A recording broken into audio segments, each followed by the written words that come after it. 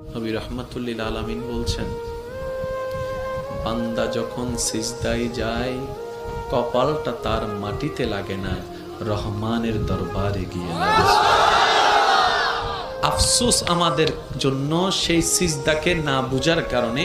আপনাদের মসজিদেও হয়তো অনেকবার আপনারা লক্ষ্য করেছেন, রুকুতে না হয় সিজদাতে না হয় বৈঠকে ইমাম যদি কোনো রকম একটু দেরি করে 5-10 সেকেন্ড যদি একটু সালাম ফিরাতে দেরি করে কিংবা উঠতে দেরি করে, পিছন থেকে একটা কাশি নামক মিসকল চলে আসে। কাশি নামক মিসকল চলে আসে, ও ভাই তুই কাশলি কেন, তোর কি জক্কা হয়েছে?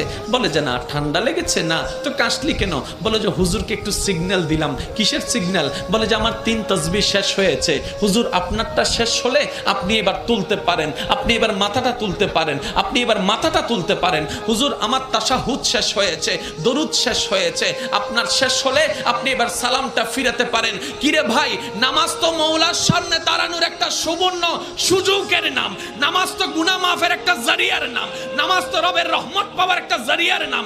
এখানে এসে তুই তাড়াতাড়ি করছিস কেন? বলে যে আফসোস, আমি নামাজটা জেনেছি, বুঝার মতো বুঝতে পারিনি।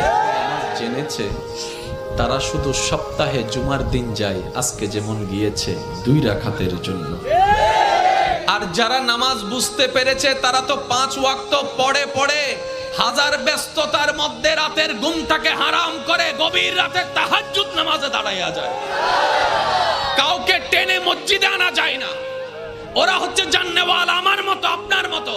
আর যারা নামাজকে বুঝতে পেরেছে, নামাজের স্বাদ বুঝতে পেরেছে, নামাজের মজা বুঝতে পেরেছে, রুকুর মজা বুঝতে পেরেছে, সিজদার প্রশান্তি বুঝতে পেরেছে, তাদেরকে টেনে সিজদা থেকে তোলাও যায় না।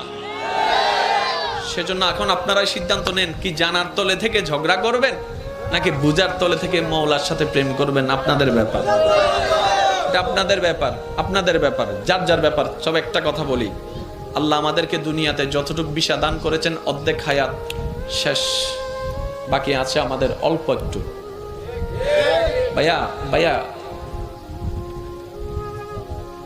একটু বাকি আছে, আমারও আপনারও, আমাদের সবার।